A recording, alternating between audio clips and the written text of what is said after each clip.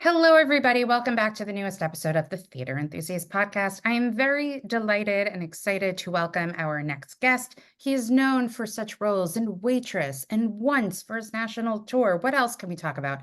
Hair, American Idiot. It's so funny because I know who you are because of all of these things, because I'm a fan of all these shows. And I didn't tell you this before we start, but Once is my favorite musical. So we're Oh, definitely deep diving into that. I love it. Yeah.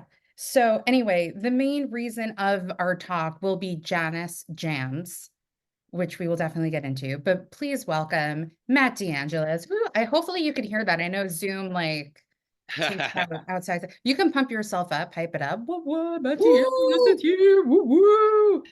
Doing things on the couch with his dog hanging out. All right, I'm done. Hello, welcome. Thank you so much for having me. Of course. Thank you so much for coming on. It's so funny because I've met you a while ago. I love how I'm like bringing this up on podcasts, not even before, but your wife worked on a concert series with the reading series. Oh yeah. So I met you at the cabaret, and then my friend Carrie and I saw your Waitress concert, I think like a year or so ago. Oh yeah, the one that we Yeah. did for BCFA. Oh God, it Yeah, was so fun.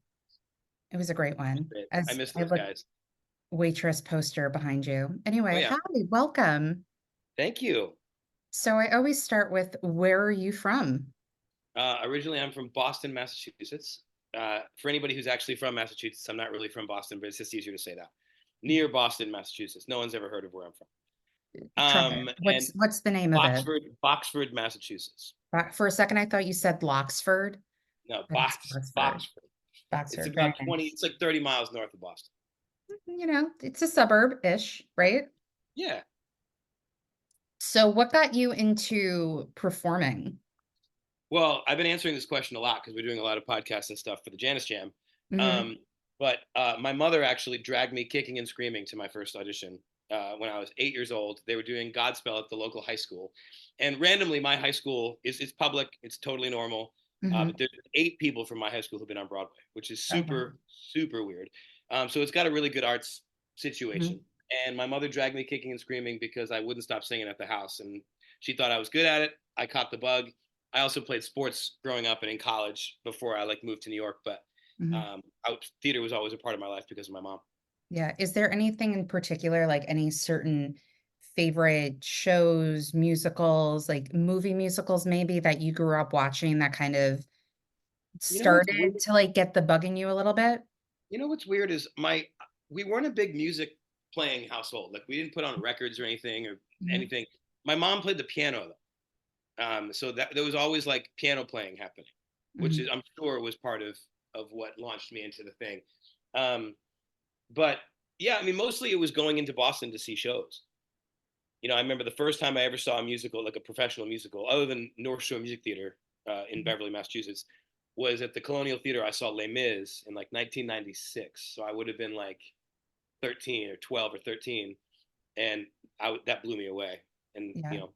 I got feel me like started. Les Mis is like the start I mean, my first Broadway show was Les Mis. I was 5. I was a little bit younger than you when you Yeah, saw it, but I feel like that's everybody's, not everybody's, but like a big touchstone for a lot of people, musical theater yeah, wise. and I also feel like I came up.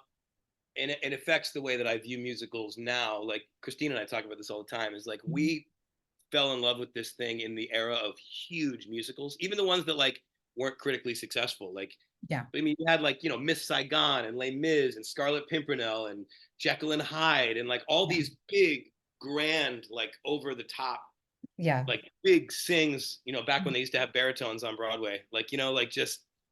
singers, and like that's what I fell in love with. Like, total side note, I'm so excited you mentioned Scarlet Pimpernel because I was obsessed with that musical as a kid.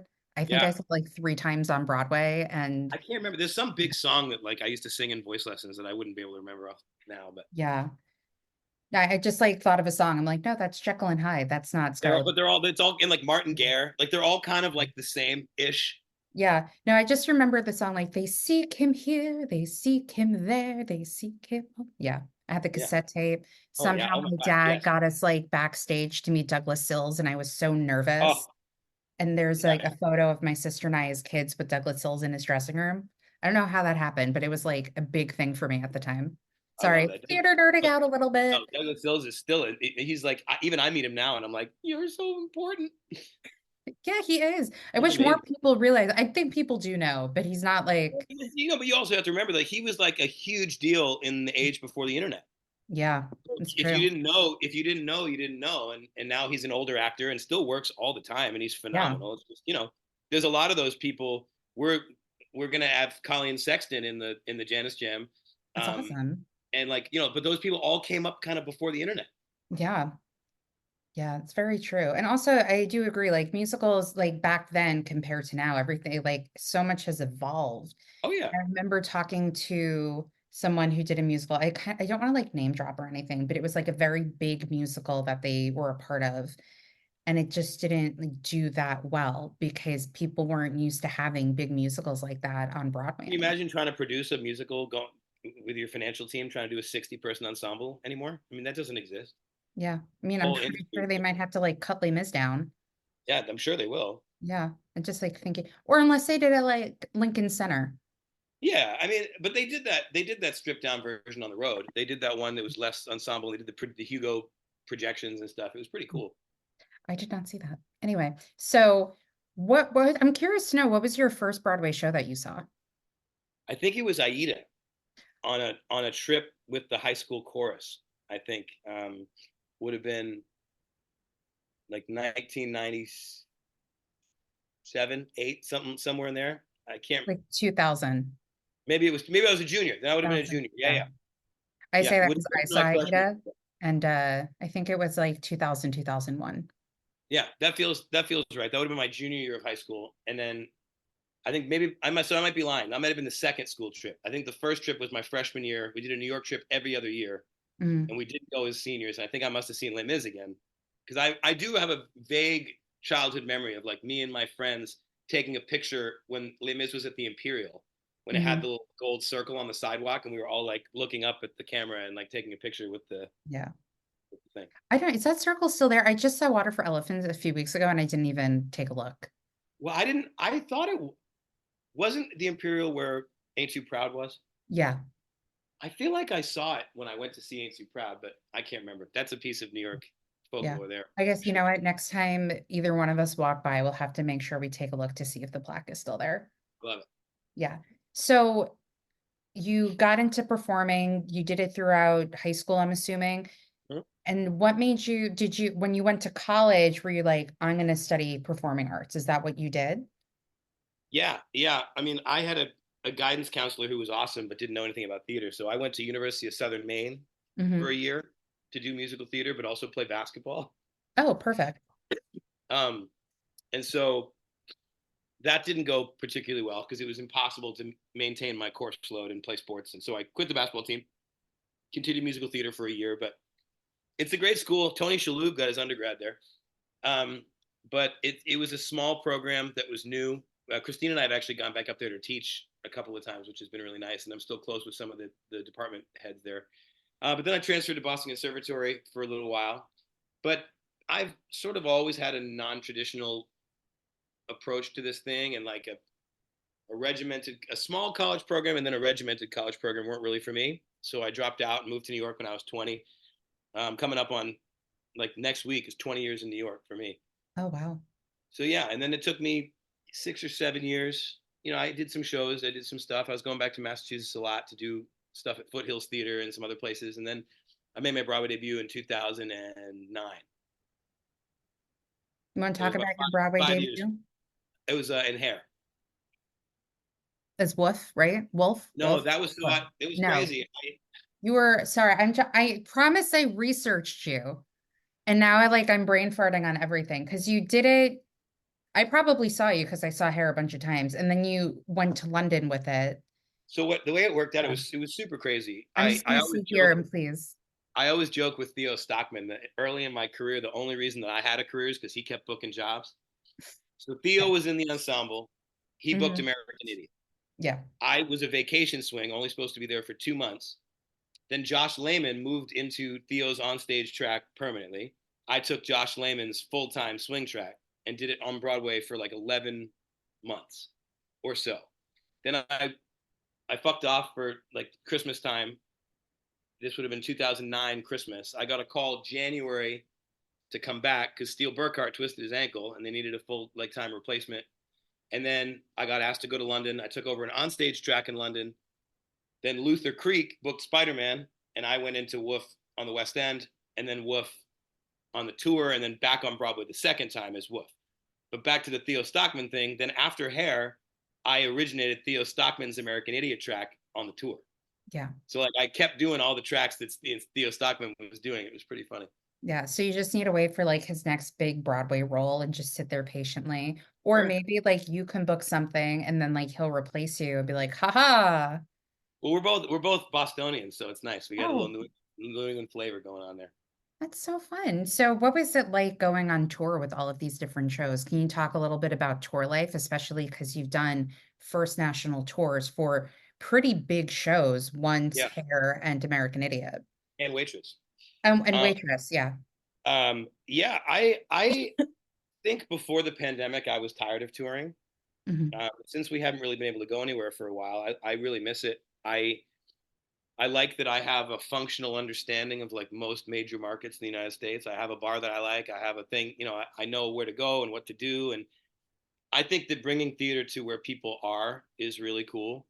Mhm. And not everybody has the money to go to New York and see a show, but maybe they can save up their pennies and go see a show in Des Moines or wherever. And I think it really matters to people.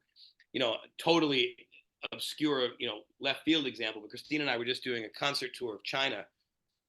We performed in Beijing, and this stuff doesn't go there. And the people were so appreciative. And I think when you bring the thing to where people are, I think people are just they really respond.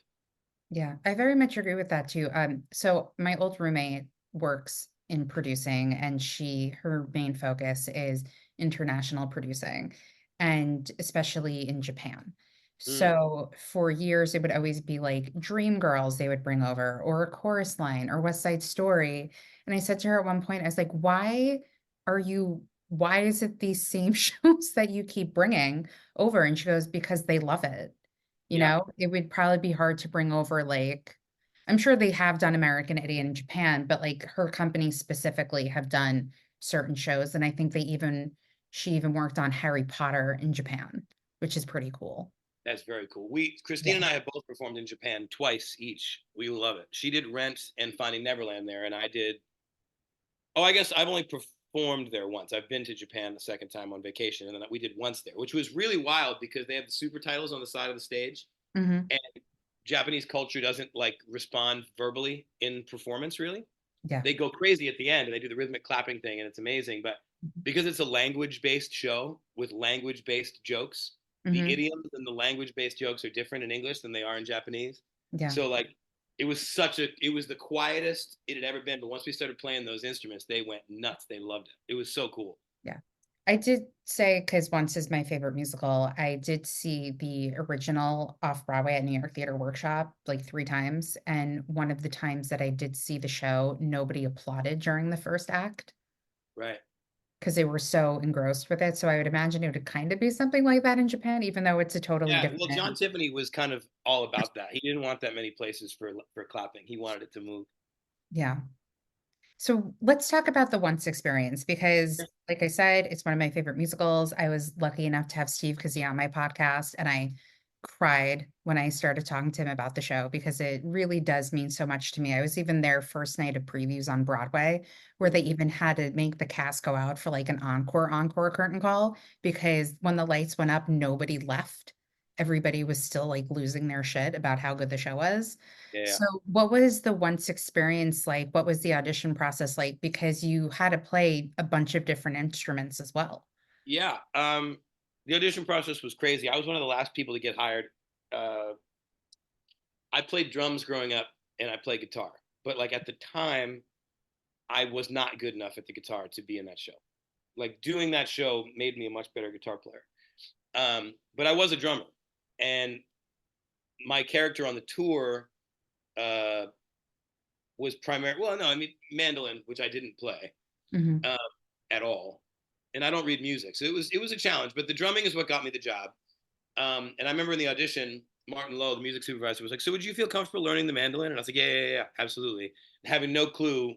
So my buddy Brandon Ellis, who was the best man in my wedding, who was in Once on Broadway and a bunch of other things, Mhm. I was like, "Dude, I need you to film your left hand on a mandolin, 30 seconds at a time of the whole show. It's 9 songs I had to learn on the mandolin." And he just would film his left hand, send me a video. I'd practice.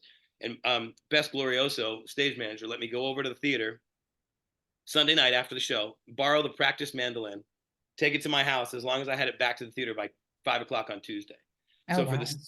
for the 7 weeks that from when I booked it to when we started, I was going Sunday to Tuesday, like till my fingers bled, just learning the mandolin. And then the guitar came along as we were in the room, um, and it was fun. I mean, that part is so fun. It's fun to get laughs. It's fun to be weird. They didn't Mhm. make us do it like I didn't have to do it like Lucas. Lucas Mhm. Papelius is a badass, right? And they didn't. And he's funny and he's a great actor. But they let me make my own. We all got to kind of create our own version of the show. We didn't have to do cookie cutter, which was awesome. Um, and it was a really special group of people. I still, one of the guys, John Stephen Gardner, played our first dance at our wedding. He's still one of my best friends. I still talk to the guys all the time. We still make music together, which is really dope. And like, even then, the non-equity company and the other groups of the once people, we all still get together and do St. Patty's Day jams and Yeah. whatever. And we just did our first concert on a cruise ship. We did like a week stint on a cruise ship, and like half of our set was those call and response pre-show Irish songs, and the people go crazy. Yeah. We went to Dublin after my mom died, and we went to Ireland, and just hearing that music, it's something so special about Yeah. that sound and that show. And Enda Walsh, being from Ireland and being a world-renowned playwright, I think he captures so much of Ireland in the show, and I think it's really great. Have you ever gone on stage at one of Glenn Hansard's concerts or the Swell Season concerts at the end when he No, invites everybody on stage? no, I never have. He came perform with us. He performed with us in L.A. This is a great story. So he showed up on a Friday, like at 11 a.m. We had to be at the Pantages, and he walks in, and we're all taking pictures and stuff, and he was super cool. And we were gonna do one tune. He had a concert. It was one of the coolest weekends of music of my entire life because it actually ties into Waitress, which is wild. Mhm.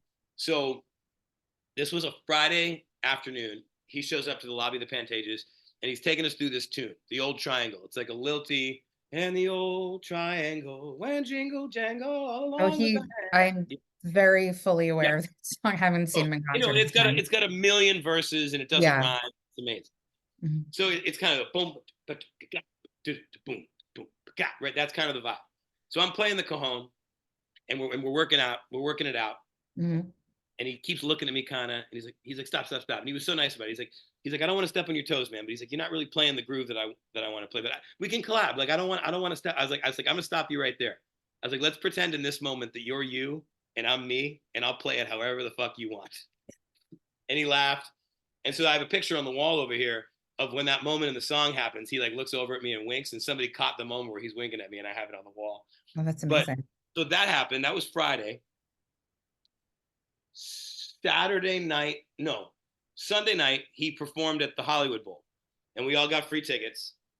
We all went to the after party. Then we all went to the after party at the Chateau Marmont. Like, we stayed up till 7 in the morning, and it was It was one of the craziest. We were partying our asses off and drinking and whatever. Then Monday night, Sarah Bareilles. This would have been 2013 maybe. Mhm. Bareilles was doing her Little Black Dress tour at the Greek in LA. And so a bunch of us went. We got sixth row tickets, and it was the first time I ever heard "She Used to Be Mine."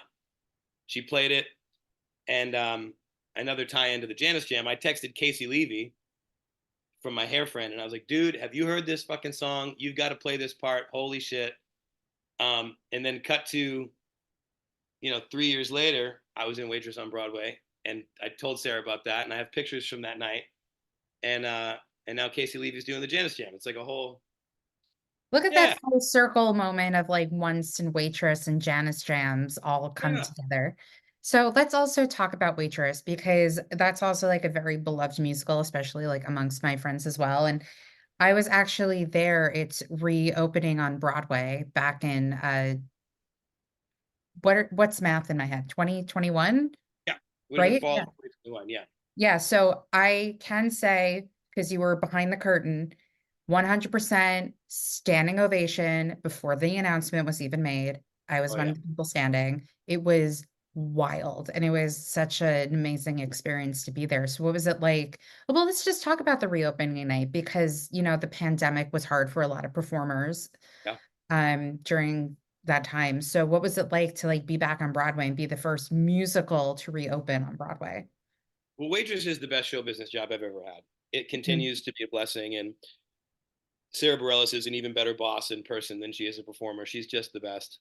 And I I don't know. I never thought I'd have a crazier like feeling than the first night Bareilles was in the show, like mhm. pandemic.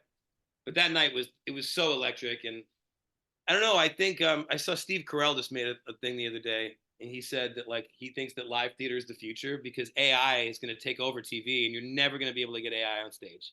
Yeah. And I think there's still, even after everything we've been through, something so special about being in a room together and experiencing something. And I also think that like Waitress has this ability to grab people, and the script is good, and the music is also incredible. And just over the course of the 5 years or so that I've, pandemic included, of being attached to that project, like, you know, I I'm just blown away by the collection of folks that they found to be in it.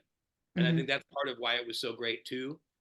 Every single person from the ensemble all the way up to all the Jennas and everybody, like they really got a bunch of heavyweights, and it was a really fun building to be in. It was really awesome. Yeah. What was it like touring with your wife in Waitress, playing her not great husband? I have never felt like a better actor than when I was doing those scenes with my wife. She is my favorite actor. She is so good. Um, and it was really cool to play scenes like, even though they don't have a good marriage, they still are familiar with each other. They've been going out since high school. So I think what was great about the way we played the scenes is that like we stood and grabbed each other and touched each other like a couple. Mhm. Like there was no actory stuff going on. It just felt good, and we could just kind of wing it. And Earl is like one of the only characters I've ever played that doesn't have to listen Mhm. ever. Normally, like good acting is listening and whatever, and that's true. But Earl's like a pigeon. He walks in, he shits on the floor, he does what he wants, and he fucking walks out, right? And so he manipulates and he does all the things that he does, but for the most part, he just kind of goes, "This makes me feel good right now, and fuck you, I'm out of here." And he's kind of all id that way. Mhm.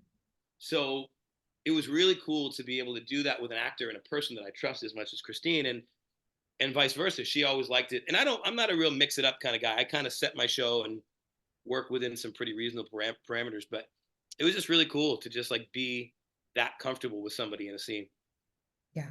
So being a working actor, you also have a lot of credits when it comes to TV and film. So, sorry, my chair just likes to slowly go down while I'm sitting in it, and it's very uncomfortable and annoying. So halfway through, I'm like, "Oh, hey guys." Anyway, so you do have a lot of TV and film credits. So how does one go about getting those auditions and booking those parts for those listening and who are interested to know? Well, I didn't get shit on TV until I got a little older and more grisly looking, Yeah. because it Just wasn't like like, bonus, I love how you were on submissions only because oh I yeah, love that web series. yeah, that was the first time I really had to do anything talking on camera. Like that Mhm. was, and there was a big gap between that and my first gig on TV, which was Person of Interest, which would have been like Mhm. 2014, I think. Yeah, I don't know. I think I try to keep it simple. I have a great team, and I get submitted like every other actor, but I think as I've gotten older and the tattoos and the grovelly voice and the weathered face, I think that TV has found a place for me, which is nice.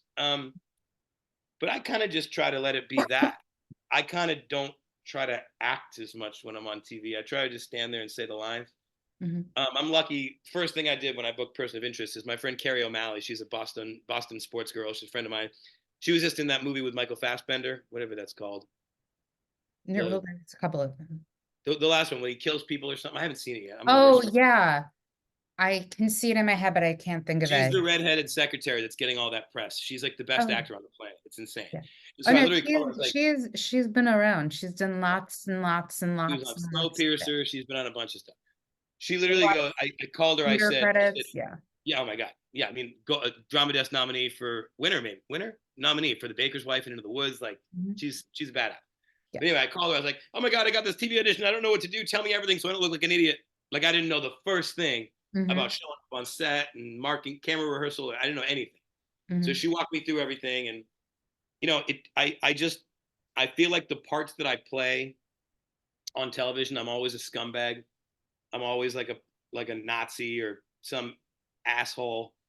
And while I'm not that in real life, I think that I look and sound that way. So TV has found that little niche for me. I recently made a best man speech at a wedding, and I was like, "Good evening. For those of you who don't know me, I'm Broadway background actor and television white supremacist Matt DeAngelis." Oh, wow. Yeah, that's But great. it's crazy. I'm always wearing camo. I've always got a gun. I'm always talking about the coming race war or whatever, which is, you know, problematic. And I hope that I can do things that aren't that at some point. But that's kind of been what TV has found a place for me right now. Yeah. So you Gun also, NRA, gun enthusiasts, all the things I yeah. don't like. Yeah, well, that's the part of being an actor. Oh You yes, play you play yes, all these different, experiences and all those things.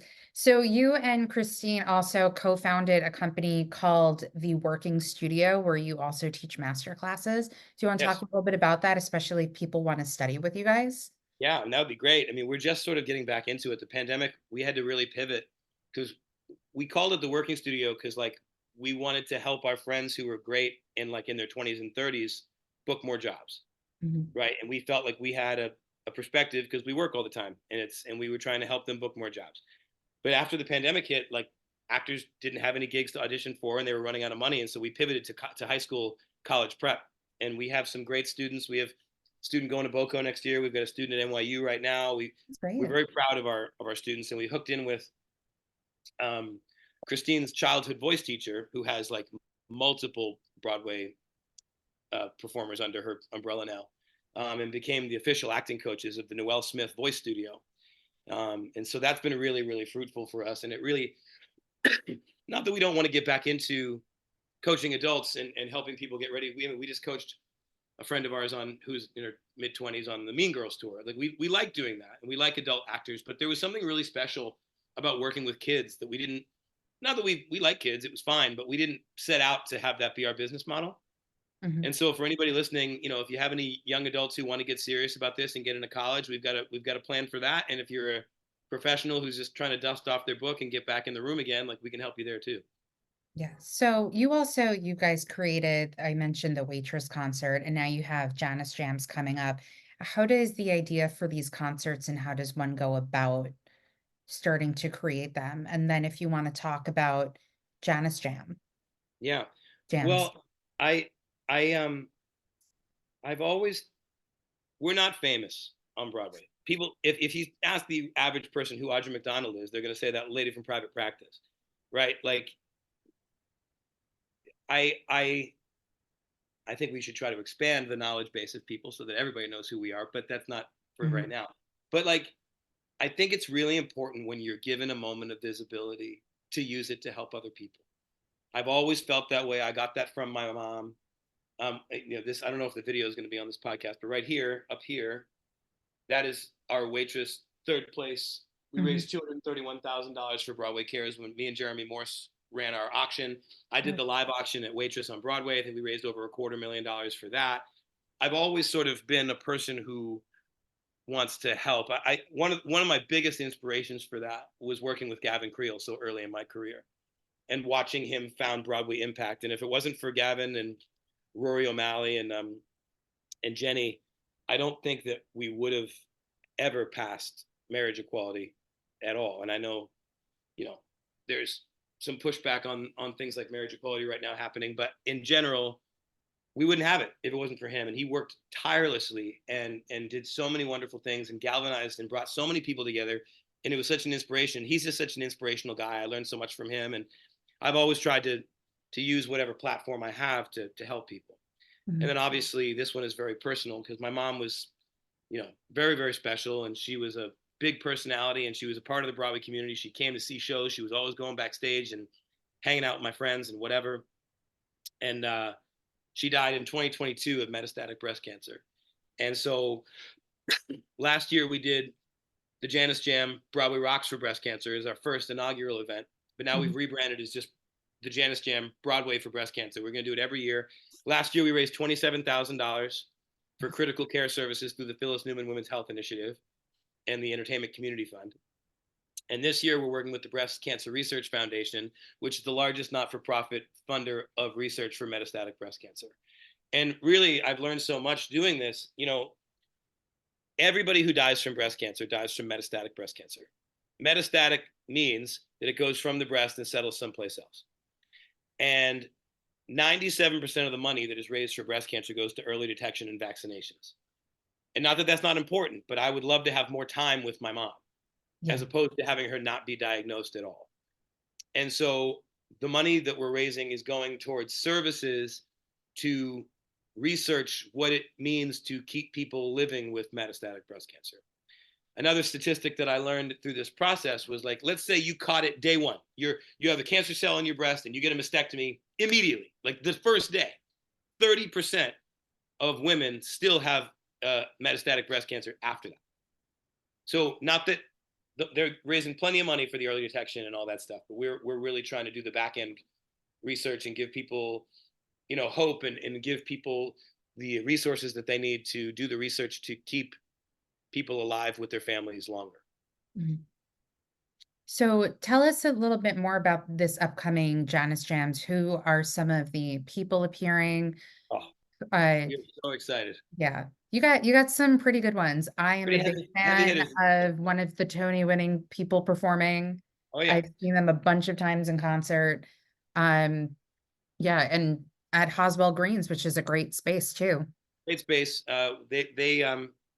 They housed us last year and they were so wonderful to us. So we're bringing it back. We've got Casey Levy. We've got John Gallagher Jr. We've got Omar Cardona from The Voice. We've got Jackie Cox from RuPaul's Drag Race. We've got Jay Armstrong Johnson. We've got Talia Suskara. We've got my wife, Christine. We've got Brie Jackson. We've got Eric Michael Kropp. We've got, I'm forgetting some names. Oh, we've got Jelani Remy. We've got Nick Walker. We've got Lissa de Guzman from Wicked. We've got a whole gang of people. I'm sure I am forgetting somebody. I have a list right here. Oh, we have Justin Guarini. We have Ryan Vana. And that is everybody. I got everything. So we're Perfect. super excited. And one of the things that I'm always so inspired by, and I think this is a testament to my mom, but I hope it's a testament to me, is that it always means so much to me. And I never take it for granted that when I ask people to donate their time, they say yes. Yeah. And it's wonderful. It means so much to me that these people are taking time. I mean, Casey Levy's got 2 kids, and she's about to fly to London and do her show. And she's been the one up my butt, making sure I have the charts. And she's like, I wouldn't miss it. Like, she made a video for us last year. Gavin made a video last year. Shoshana Bean made a video last year. So I'm very grateful that all these people are stepping up, and I think we're going to raise a lot of money. Yeah. So if somebody is interested in hanging out at Janice Jams, where can they go to get tickets? Have the website right up here somewhere. It is. All the information can be found at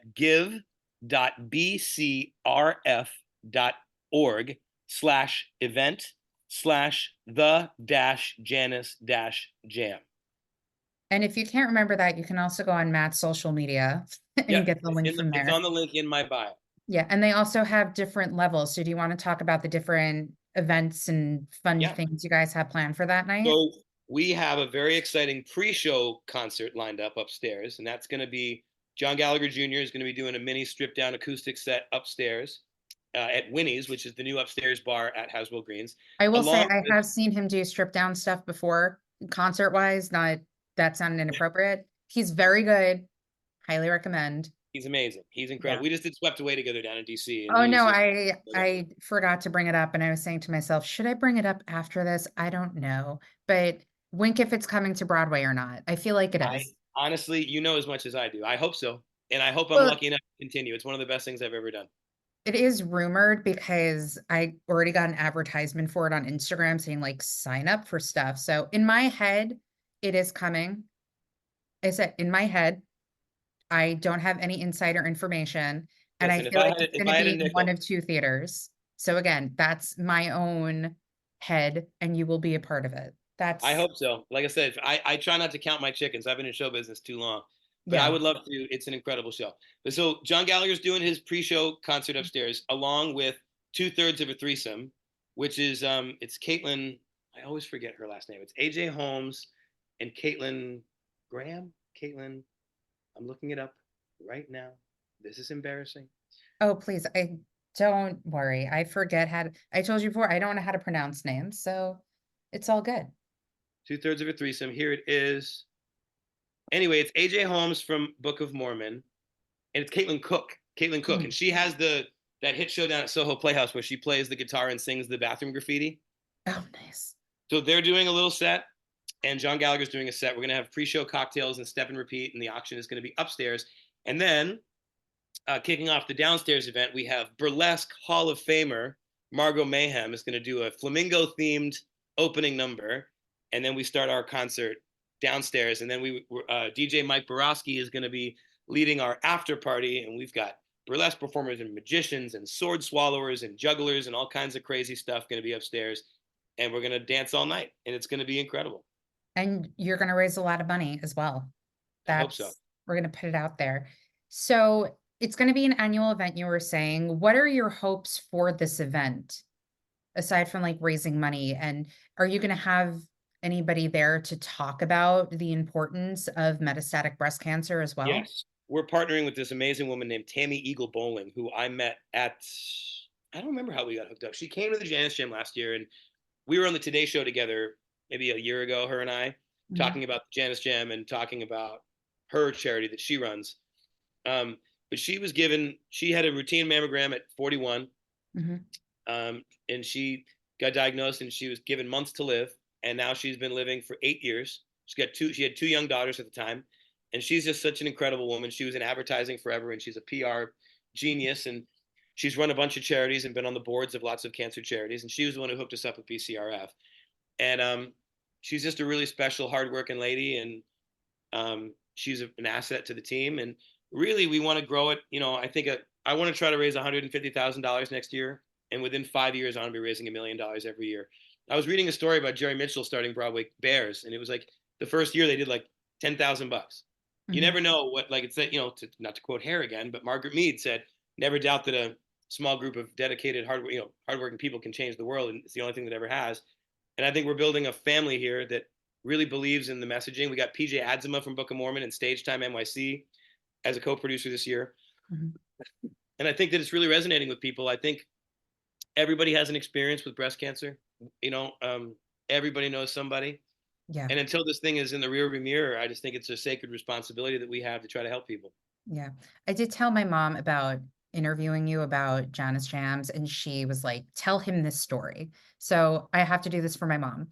My mom was very close to her cousins, and one of them passed away my freshman year of college from breast cancer. And my mom is a nurse. So she started doing she hooked up with like the Breast Cancer Research Foundation, and she started doing these like seminars and introducing people about, breast cancer and how to find early detection and all that. And she said one of her proudest moments was one of her fellow nurses came up to her and whispered in her ear, because of you in this program, I got a mammogram and they found something early detection.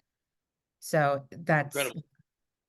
Yeah, so that's what I mean. It's like that's not to discount the early detection process either. It's like we, yeah. we eventually want to partner. We'd love to have the mammogram van outside. So Mhm. when you come to the event, you can get checked and you can, make sure that you have your health stuff on point, because our main job is to try to help fund research that's going to make it at Mhm. least terminal. Yeah. It's amazing. Yeah, it's very important. Early detection and, having more research about metastatic breast cancer as well. So just to pivot a little bit, because I did say that I was going to ask you some questions as well. Do you have any dream roles or projects that you would like to do? I mean, aside from growing Janice Jams more into this huge, like, fun event, maybe one year you're going to end up at the Hammerstein Ballroom, you Yeah, know? that's the goal. I mean, I want to be at Terminal 5 or something eventually. I Oh, want it to yeah. be a huge festival of like multiple days, and that's Mhm. my. I've always wanted to be in Come From Away. I love Canada. I love the people of Canada. One of my best friends, Tony Lepage, was in the Apple TV thing. We do a concert event and a teaching thing in Canada every year. I got New Brunswick tattooed on my arm. Like I Yeah. love Canada and Canadian people. And I think in this day and age where we all yell at each other on the internet, I think it's a pretty radical idea to just be kind to each other. And I think it's nice to see that on stage. Mhm. Um, I'd like to speak in a Boston accent on TV. That's the thing I really want to do because the accent that most people do is not good. Do you So I'd want to like to try it on the podcast? what? I can put on an accent for you. I mean, nobody says pack the car and have it yet, but I want to make sure I go on there and I do justice to the wicked hot accent of where I'm from. There you go. See, I'm a New Yorker, Long Island. People are like, yeah, I say "pak the cod and have a yad" because that's the only way I can do a Boston accent. Yeah. So, yeah. Do you also have any top going theater experiences? Um, Jerusalem. I was at opening night of Jerusalem on Broadway. That was really insane. I love seeing the Normal Heart. That was great. I mean, seeing Come From Away, it like blew my socks off. It blew Yeah. my socks off. I thought it was so good and so, like I said, so warm. Hmm. Um, I was just talking about this the other day to somebody. Like, I try to find a way to like everything. Hmm. I'm not a person who goes to things with a critical idea. I think it's really hard to make a musical. Yeah. I think it's really hard, and I think everybody, if you're inside the beltway, so to speak, if you're a working actor, I think that you understand the sacrifices that have to be made to make something. Yeah. And I think a lot of people like to talk on the message boards or whatever about how bad things are, or this, that, the other thing. And I think if you go in remembering that we like musicals, Yeah. it doesn't mean that you can't go to the bar and be critical, whatever. It's cool. Like it's not like I don't have opinions, but I Hmm. genuinely like almost everything that I see Yeah. I will because say, I think go ahead. so that serves my life. I don't want to go to the theater and walk out like, "Puh." Like I think I just like liking stuff. I'm a Hmm. pretty optimistic and happy dude, and I like to like things, and so I Hmm. kind of set my compass on leaving the theater, remembering the things that I do like because you know, I've been in New York for 20 years, but I've probably given 30 years of my life to this thing, and I love it still. Yeah. I will say, I think with age, I've gotten that way because you realize how hard people work on stuff, even if they know it's a dud. And there's so much that goes into it. And I tell people, like, I don't walk into a show because I'm a big theater person. Everybody knows that, hence my podcast. Hold on one second. Excuse me. I always tell people, like, I don't walk, oh, that's loud. I don't walk into a show to be like, I'm going to be critical. I just walk in wanting to be entertained. And Yeah, if I like the show or not, and there's also like, I have such a thing about this, like, not every show is for every single person. Like I yes, mentioned once how it's one of my absolute favorite musicals. Not everybody likes ones, and that's fine. It's not yeah, the show for them, yeah, and that's what's so great about theater as well, is that there's something for everybody. 100%. Yeah, and I just think the other thing we've learned during the pandemic is every actor that you liked lost their health insurance. So I'm Mhm. never rooting for a show to close. I want everything to run so people can go to the doctor. Yeah. So let's quickly delve into the Inside the Actor Studio questions. All right, Are you ready? I'm ready.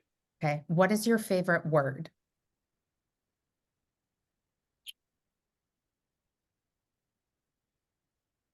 That's really hard. I mean, the joke answer would be whiskey. Um, and this is a joke I tell all the time, but it actually has some merit. I say my favorite word is undeterred. One, because of what it means, but also because it says undie and turd. So we'll That's go with that. actually We'll go pretty with great. whiskey and undeterred. Undeterred whiskey. I think that should be your brand of whiskey in a few Oh years when yeah, you go into the whiskey business, let's and go. proceeds will go to metastatic breast cancer. Well, if I go into the whiskey business, there will be no proceeds because I will drink all the profits. Oh, touche, touche. All right. What is your least favorite word?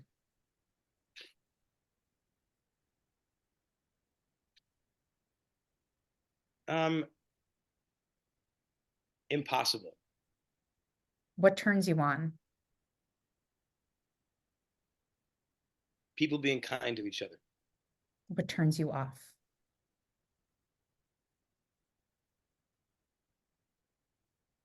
I think it's probably maybe people being people punching down. What is your favorite curse word? Cunt. What sound or noise do you love? My wife's laugh. What sound or noise do you hate? Fingers on a chalkboard makes me actually gag. Yeah, sorry, Mm. I always think about Sister Act 2 when she does that.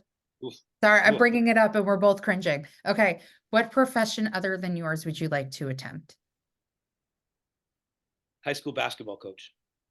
What profession would you not like to do? A chef. It seems like so much work. Yeah, too many episodes of The Bear. Well, I know we watch cooking shows all the time, and I'm like, Yeah. it's crazy how hard they work. I'm not interested. Yeah. And finally, if heaven exists, what would you like to hear God say when you arrive at the pearly gates? I know you didn't pray, but thanks for trying to make the world better a little bit every day. That's wonderful. And I think that's a good transition to end with Janice Jams. Again, you already mentioned the website, but you can also go onto your social media for tickets. It is on Monday, May 13th. What time does everything start? Do you want to? Doors are at 6 o'clock. And you can see on the website, there are various ticket levels. You can upgrade your ticket to do the post party, all the things. The doors are at 6. We'll have ambient stuff going on downstairs. It's starting at 6 o'clock. Things will really get fired up downstairs around 6:45, 7. Shows downbeat at 7:30 for the show. So if somebody cannot make it to the event, but they still want to donate, where can they do that? On the same URL that is in my bio, there's a donate button, and Mhm. also look out for I can't announce who yet because it's very exciting, but we have a prominent person who's going to attend and live stream the event on their Instagram, so anybody will be able to watch digitally as well. Oh, that's wonderful. And then is there any special like auction items that somebody can bid on again if they're not there? We are attempting to get our auction to be completely remote and digital. We don't have any uh, items up there quite yet. But last year we had tickets to Six, we had tickets to Wicked, we had tickets to Lion King, we had tickets to Beautiful Noise, Hadestown. Mhm. We had this year, this is very exciting. Squigs drew an original drawing of my mom, Oh, and that's we're amazing. gonna auction. We're gonna have everybody in the concert sign it, and we're gonna auction it off. That is a very very cool thing. It made me so emotional. Squigs reached out and sent me the final copy, and it's just so cool that she's going to be immortalized that way. So we're going to auction that off, and yeah, we're going to have lots of cool stuff. I just don't know what it is yet. Uh, and then when you figure it out, it'll be on the website for people That's to right. see. Well, That's Matt, right. thank you so much for coming on. Is there anything else that you would like to share? Problems, questions, concerns, life advice, Janice Jams, thing? Yeah, just hopefully as many people as are listening to this get your tickets. They're going to sell out. We've only got, as of recording of this podcast, which is before the release of this podcast, we only have about 100, maybe 80 tickets left of standing room and general admission. So make sure you grab those tickets as soon as possible, and we're going to have a rocking good time at the Janice Jam Broadway Rocks for Breast Cancer. Sorry, I said that wrong. It was last year was Rocks. The Janice Jam Broadway for Breast Cancer, Haswell Green, Monday, May 13th, doors at 6 p.m. Hope to see you there. Yes. Well, thank you so much for coming on. Everybody listening, please make sure to check it out and get your tickets. And if you can't make it, make sure you donate. And thank you so much for coming on. Thanks for having me. Of course.